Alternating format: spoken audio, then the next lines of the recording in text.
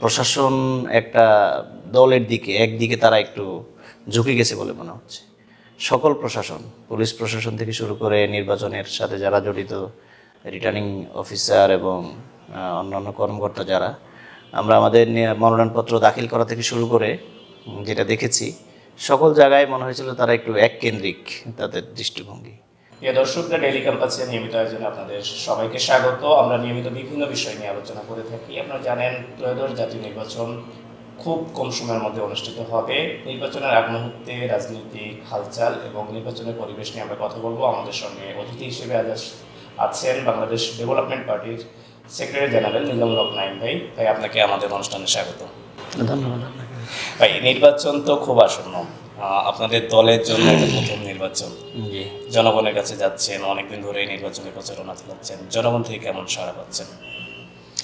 ধন্যবাদ আপনাকে এবং আপনার দর্শক শ্রোতা যারা আছে ডেইলি ক্যাম্পাসে তাদেরকে।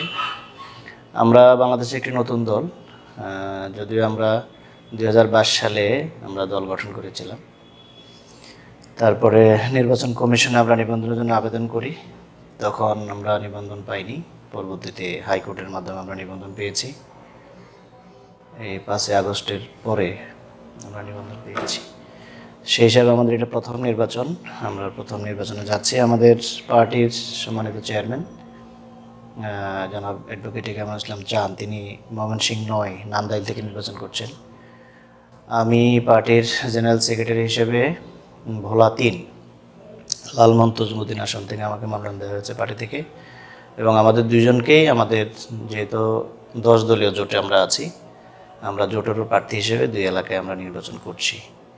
সারা দেশে আমাদের নেতাকর্মী যা আছে সবাই জোটের প্রার্থী যেখানে যারা আছে তাদের পক্ষে কাজ করছে, আর আমাদের এই 2 আসনে অন্য যে 10 দল আছে তারা প্রত্যেকে আমাদের পক্ষে কাজ করছে। তো নির্বাচনে আমরা খুব ভালো সাড়া পাচ্ছি আলহামদুলিল্লাহ, যেটা আমরা এতদূর হয়তো আমাদের ভাবনায় ছিল না। আমরা মাঠে যাওয়ার পরে সবাই আমাদেরকে অ্যাপ্রিশিয়েট করছে, সবাই আমাদেরকে গ্রহণ করছে এবং আমরা যতটুকু ভেবেছিলাম তার চেয়ে বেশি সাড়া পাচ্ছি আলহামদুলিল্লাহ। তো নির্বাচন খুব দ্রুত, কাল বাদে পরশু প্রতীক বরাদ্দ হবে, তারপরে প্রচারণা আনুষ্ঠানিকভাবে শুরু হবে। তো এর আগে আপনারা জোটে আসলেন, নির্বাচনী সমঝোতা যেটা বলা হলো, তো সমঝোতাতে আপনাদের আসার যে পরিকল্পনা ছিল, এখন যে অবস্থা, এবং ইতিমধ্যে একটি দল এখান থেকে সমঝোতা থেকে চলেও গেছে, সার্বিক বিষয়টা কীভাবে দেখছেন? যে আমাদের প্রথম আমরা যখন সমঝোতায় আসি তখন আমাদের 8টা দল দিয়ে শুরু হয়েছিল। আমরা যখন সমঝোতার মধ্যে যুক্ত হই, তারপরে দল সংখ্যা বেড়েছে, একটা পর্যায়ে 11টা দল হয়েছে। 11টা দল নিয়ে আমাদের কার্যক্রম শুরু হয়েছিল। একটা পর্যায়ে এসে ইসলামী আন্দোলন বাংলাদেশ, তারা সারা দেশেই 300 আসনে নির্বাচন করার পরিকল্পনা নিয়ে আমাদের জোট থেকে তারা, সমঝোতা থেকে তারা নাই এখন। এটা ঠিক আছে, এটা জোটের মধ্যে আমরা আশা করছি বা এই সমঝোতার মধ্যে খুব বেশি বড় প্রভাব ফেলবে না। যদিও আমাদের এখানে এনসিপি সহ পরবর্তী যে দলগুলো এসছে এগুলো আসার কারণে আমরা আশা করছি এই দলের যে বৃহত্তম দল যেটাকে কেন্দ্র করে মূলত এই সমঝোতা হয়েছে, বাংলাদেশ জামাতে ইসলামী, বর্তমান সময়ে সবচেয়ে পপুলার, এবং আমরা আশা করছি আগামী নির্বাচনে ইতিমধ্যে মানুষ জামাত নেতৃত্বাধীন এই জোটকে গ্রহণ করার জন্য তারা মেন্টালি প্রস্তুত হয়ে গেছে। আমরা সারা বাংলাদেশ থেকে যে খবর পাচ্ছি সেই হিসাবে আমরা আশা করছি যে এই জোট আগামী নির্বাচনে খুব ভালো করবে ইনশাআল্লাহ। তো ইসলামী আন্দোলন চলে যাওয়ার পর, মানে ইসলামিক ভাবধারার যে মানুষ, যে ভোটার, তাদের ওয়ান বক্স পলিসিতে আপনারা এগোচ্ছিলেন, একটু মানে ডিভাইডেড হয়ে যাবে ইসলামিক ভোটগুলো। হ্যাঁ, আপনি ঠিকই বলেছেন। ইসলামী আন্দোলন বাংলাদেশ তো আপনারা জানেন যে একটা পপুলার পার্টি বাংলাদেশে, এটা ঠিক আছে, কিন্তু ভোটের এক্সপেরিয়েন্সে আমরা যদি তাকাই তাহলে এখনও ওরকম আমরা ইতিহাস তাদের এখনও নাই। তারপরেও যেহেতু নতুন বাংলাদেশ, নতুন প্রেক্ষাপটে তাদের একটা অবস্থান তৈরি হয়েছে, আর যেই প্রত্যয় এবং প্রত্যাশা থেকে আমাদের সমঝোতার কার্যক্রমগুলো চলেছিল, সেই জায়গাতে টেকনিক্যাল কিছু প্রবলেমের কারণে তারা যেহেতু চলে গেছে, আমরা আশা করছি এটা বড় ধরনের সমস্যা হবে না ইনশাআল্লাহ। মানে ভোটের ভোটের সংখ্যা, ব্যবধান এবং ভোট বাক্স, একক যে ভোট বাক্সের স্লোগানটা ছিল, এটা অত্যন্ত ভালো একটা পয়েন্ট ছিল আমাদের জন্য। আর এটার রূপকার তারা এককভাবে দাবি করলো, সব দলই, ইসলামী দলগুলো এটা চেয়েছিল। আমরাও সেই মন মানসিকতা এখানে যুক্ত হয়েছিলাম, কিন্তু চলে যাওয়ার যেই বাস্তবতাটা এটা সামনে রাখলে আমরা আশা করছি যে খুব বড় ধরনের এখানে হেরফের হবে না ইনশাআল্লাহ। নির্বাচন নিয়ে নিরাপত্তা, বিশেষ করে নির্বাচনী নিরাপত্তা, আইন শৃঙ্খলা বাহিনীর ভূমিকা, বিভিন্ন সময় আপনাদের জোটের সমঝোতায় যারা আছেন বিভিন্ন দল থেকে এই কথা বলা হচ্ছে। তো আপনি ব্যক্তিগতভাবে বা আপনার দলের দ্বিতীয় ব্যক্তি হিসেবে কি মনে করেন যে এখন যে পরিস্থিতি আছে নিরাপত্তা, সেটা কি যথেষ্ট নাকি আরও বাড়ানো দরকার বা কোথাও কোনো সমস্যা আছে? জি, নিরাপত্তা তথা নির্বাচনের জন্য যে লেভেল প্লেইং ফিল্ড যেটা সবচেয়ে বেশি প্রয়োজন, এটার ঘাটতি আছে বলে মনে হচ্ছে। সারা দেশে আমরা যে খোঁজখবরগুলো পাচ্ছি, প্রশাসন একটা দলের দিকে একদিকে তারা একটু ঝুঁকে গেছে বলে মনে হচ্ছে। সকল প্রশাসন, পুলিশ প্রশাসন থেকে শুরু করে নির্বাচনের সাথে যারা জড়িত, রিটার্নিং অফিসার এবং অন্যান্য কর্মকর্তা যারা, আমরা আমাদের মনোনয়নপত্র দাখিল করা থেকে শুরু করে যেটা দেখেছি, সকল জায়গায় মনে হয়েছিল তারা একটু এককেন্দ্রিক তাদের দৃষ্টিভঙ্গি। তো সেখান থেকে আমরা আমাদের কথাগুলো বলেছি, যেখানে যেটা সমস্যা মনে হয়েছে সেটা জানিয়েছি। প্রশাসন এবং রাষ্ট্রের পক্ষ থেকে, সরকারের পক্ষ থেকে ব্যবস্থা গ্রহণ করা হচ্ছে, আমরা এটাতে আশাবাদী। আর সমস্যা এর বাইরেও যেগুলো আমরা লক্ষ্য করছি, বিভিন্ন জায়গায় বাধা বিপত্তি সৃষ্টি করা, গোলযোগ সৃষ্টি করা, মানে পায়ে পাড়া দিয়ে গণ্ডগোল বাজানোর কিছু প্রবণতা আমরা দেখতে পাচ্ছি। এটা অনাকাঙ্ক্ষিত। আমরা আশা করছি যে দলের পক্ষ থেকে এগুলো হচ্ছে তারাও সতর্ক হবে। আমরা চাই নির্বাচনটা হোক, নির্বাচনটা বাংলাদেশের জন্য হওয়া খুবই জরুরি, অত্যন্ত জরুরি, এটা আমরা মনে করি। নির্বাচনের পথে এরকম যে বাধাগুলো আমরা দেখতে পাচ্ছি, সংশ্লিষ্ট দল এবং কর্তৃপক্ষ এগুলো সমাধান করে তারা সুন্দর নির্বাচনের জন্য ভূমিকা রাখবে, এটা আমরা প্রত্যাশা করি। এটা আপনাদের প্রত্যাশা। আমরা যদি একটু আপনার আসনের দিকে নজর দিব, রাত-দিন, যেখানে আপনার বিপরীত যিনি প্রার্থী রয়েছেন বিএনপির কেন্দ্রীয় নেতা, তো এই আসনে বিএনপি কেন্দ্রীয় নেতা এবং আপনার মধ্যে দুই দলেরই কেন্দ্রীয় নেতার একটা ভোটের লড়াই, আপনি কতটুকু আশাবাদী আপনার আসনে? জি, আমাদের ভোলা তিনি তো মেজর হাফিজ ভাই, বীর বিক্রম মেজর হাফিজ ভাই, উনি এর আগে 6 বার নির্বাচিত হয়েছেন, 5 বার তিনি ফুল টাইম এমপি ছিলেন। সেই হিসাবে একজন অভিজ্ঞ রাজনীতিবিদ তিনি, বিএনপির স্ট্যান্ডিং কমিটির মেম্বার। আমি তাকে ওই জায়গা থেকে সম্মান করি, শ্রদ্ধা করি, এবং আমরা একই এলাকার মানুষ, কাছাকাছি, আমরা আত্মীয়র কাছাকাছি পড়ি সবাই। সেই হিসাবে আর আমি আমার জায়গা থেকে যেখানে গিয়েছি বা যে কাজ শুরু করেছি, বাস্তবতা এখানে হলে এখন আর মানুষ এখন শুধু একজন ব্যক্তিকে বা কতবার এমপি হয়েছে, কি কত হেভি ওয়েট, এগুলো এখন মানুষ খুব বেশি বিবেচনা করে না। নতুন বাংলাদেশ গঠনের জন্য আমাদের যে বক্তব্য, আমাদের যে স্লোগান, আমাদের যে কর্মসূচি, আমি দেখতে পাচ্ছি যে এটাকে মানুষ এপ্রিসিয়েট করছে, এটাকে গ্রহণ করছে বেশি।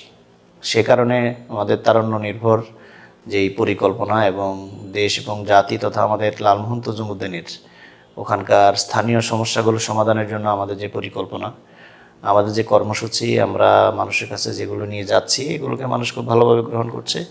আমরা আশা করছি এখানে মানুষ তারুণ্যকে গ্রহণ করবে। লালমোহন তজুমুদ্দিনবাসী আগামী দিনের জন্য তাদের সংসদ সদস্য হিসেবে তারুণ্য নির্ভর আমাদের যেই পরিকল্পনা কার্যক্রম, এটাকে তারা গ্রহণ করবে বলে আমি মনে করছি। আমরা যদি একটু আপনাদের পরিকল্পনা জানতে চাই, টপ 3 যেই ইউনিক পয়েন্টগুলো নিয়ে আপনি যাচ্ছেন জনগণের কাছে।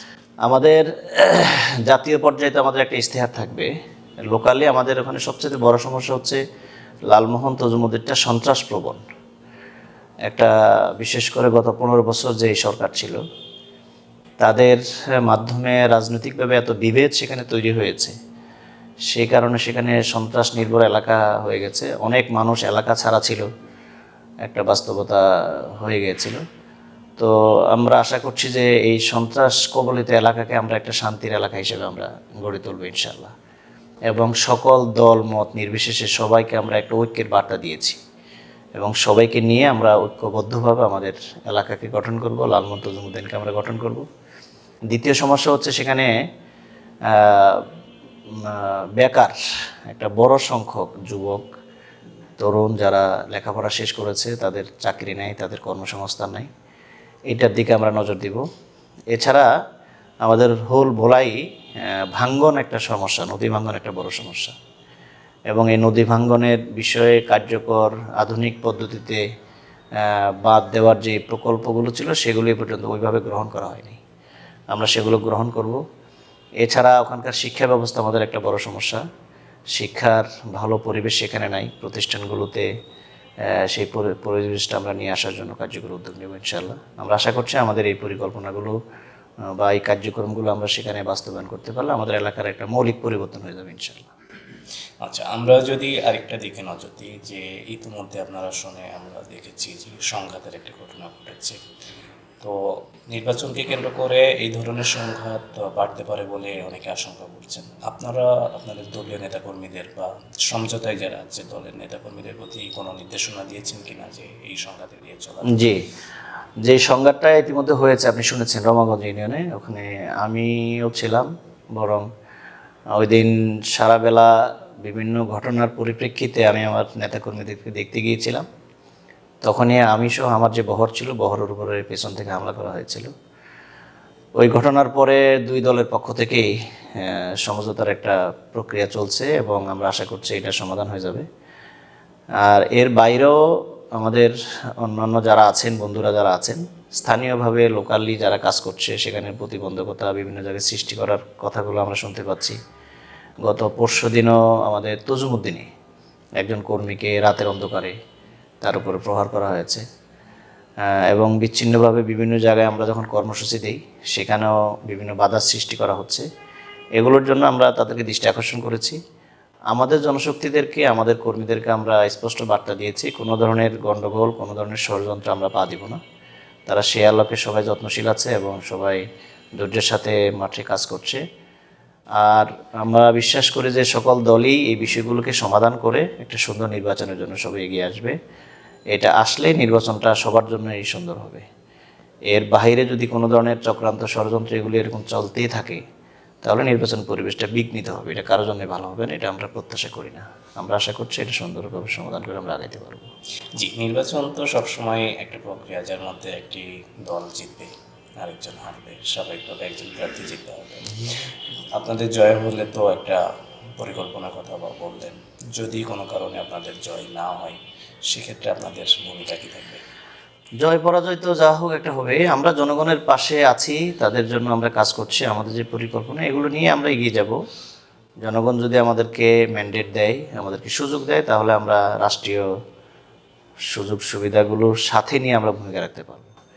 আর যদি ওটা না হয় তাহলে আমরা জনগণের পাশে আমাদের ব্যক্তিগতভাবে, দলীয়ভাবে যেভাবে আমরা ছিলাম ইতিপূর্বে সেভাবে আমরা সামনের দিকে থাকবো ইনশাআল্লাহ। জি নাইম ভাই, আপনাকে অনেক ধন্যবাদ আমাদেরকে আপনার গুরুত্বপূর্ণ সময় দেওয়ার জি, জন্য। ধন্যবাদ আপনাকে এবং আপনার মাধ্যমে আপনার ক্যাম্পাস নিউজকেও ধন্যবাদ জানাচ্ছি। ইনশাআল্লাহ দেখা হবে আবার। জি প্রিয় দর্শক, এতক্ষণ আমাদের সঙ্গে ছিলেন বাংলাদেশ ডেভেলপমেন্ট পার্টির সেক্রেটারি জেনারেল নিজামুল হক নাঈম ভাই। নির্বাচনের বিষয় নিয়ে আমরা আলাপ আলোচনা করছিলাম। অন্য সকল খবর এবং তথ্যের জন্য নিয়মিত দ্য ডেইলি ক্যাম্পাসের নজর রাখুন। সবাইকে ধন্যবাদ।